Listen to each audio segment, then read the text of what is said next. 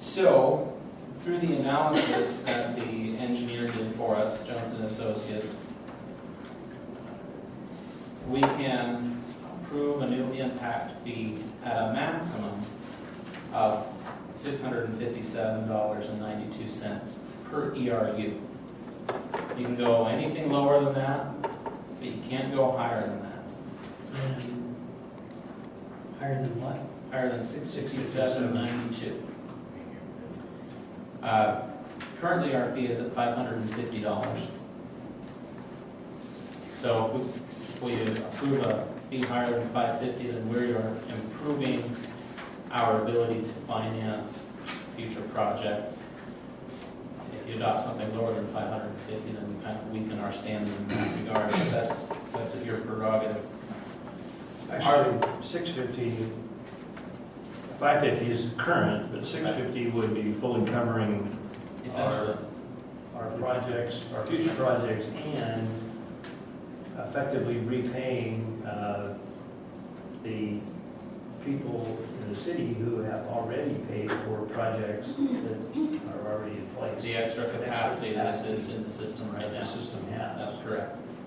So we always have to remember that impact fees are not just for new growth, but the fact that old growth has already paid for a lot of the facilities, and so people coming in,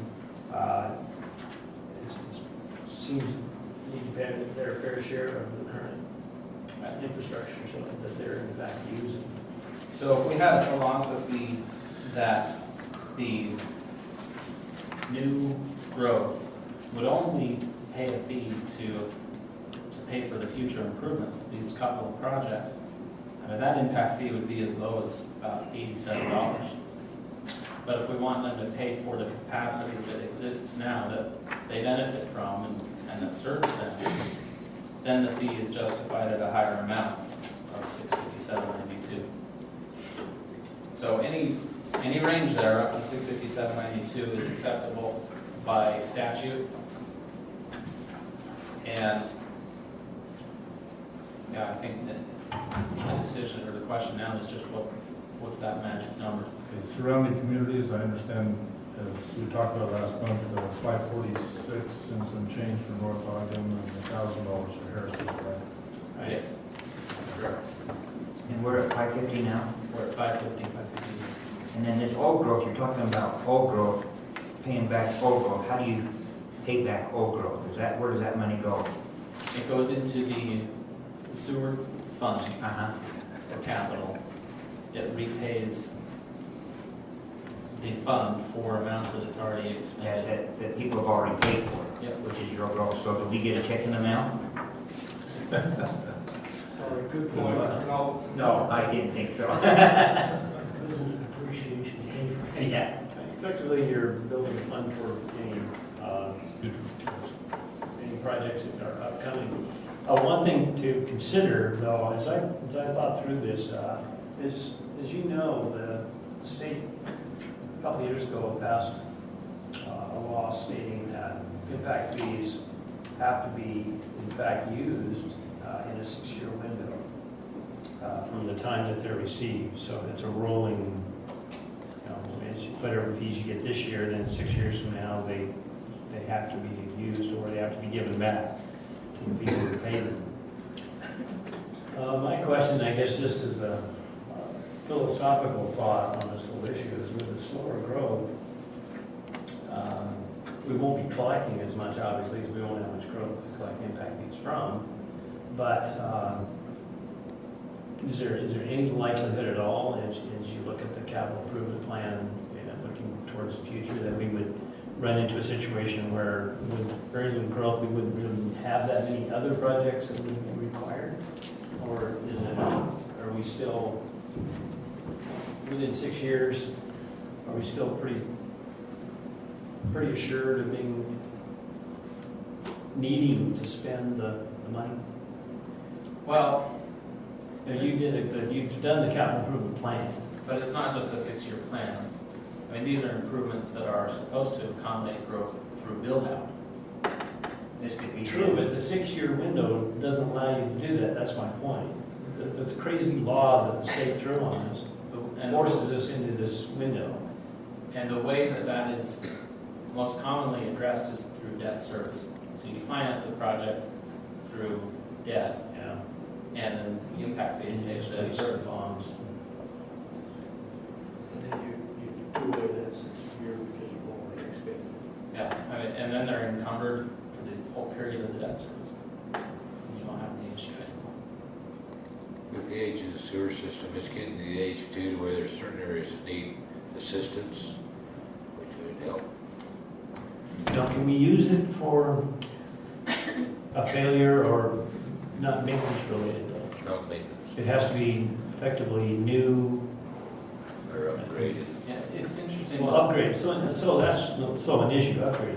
The upgrading, I mean, that's basically what we're doing here between the 2700 project. I mean, 2700 Right. That first project. the first project. Right, It's just being upgraded, yeah, it increases the capacity. increased capacity. So that's not a maintenance, that's an actual upgrade. Yeah, If that's for new future growth, where, Yeah. when is that future growth gonna be necessary? Yeah. But The point is, it's, that's the kind of projects that we could still do and use these impact fees. Mhm.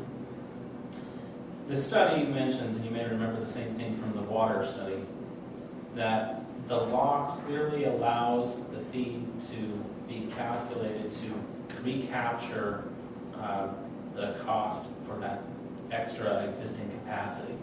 But it doesn't address, after build out 30 years from now, what you're supposed to do with those funds, because you do have this conflict with the 6-year requirement. Right. And so that's kind of out there, ambiguous, and there's really not an answer for it right Has anybody ever achieved build-out? now. That's a good question. I'm serious, I'm really serious, because when you talk about build-out, that means there's capacity for no more. Right. But if somebody takes out a block of homes, and if it's allowed through zoning and someone like this, and maybe the zoning changes, or maybe the general plan changes to where instead of, 12 homes in the neighborhood, you've got a series of condos, Yeah, multi-story condos. That's how it would happen. So my question is, do we know of examples, or is it common to have build-up? We know we anticipate to see in 20 years from now, maybe 50 years from now, based on current patterns, but that doesn't allow for changes in lifestyle that people want to make as they get older, for instance. Right. But it is somewhat self-limiting, because if you have build out, you don't get any impact fees anyway, because nobody built anything.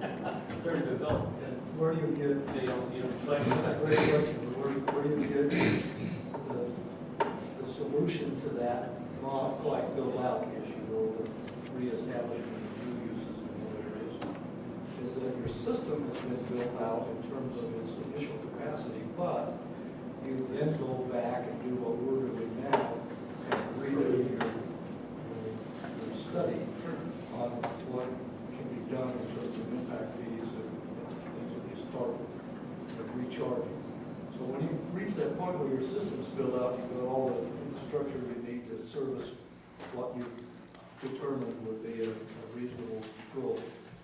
Then you take another look at it at that point and say, maybe we could get some new infrastructure, we change our general plan. We've done some things that may result in an increase in 15% population. So you just have to do these things.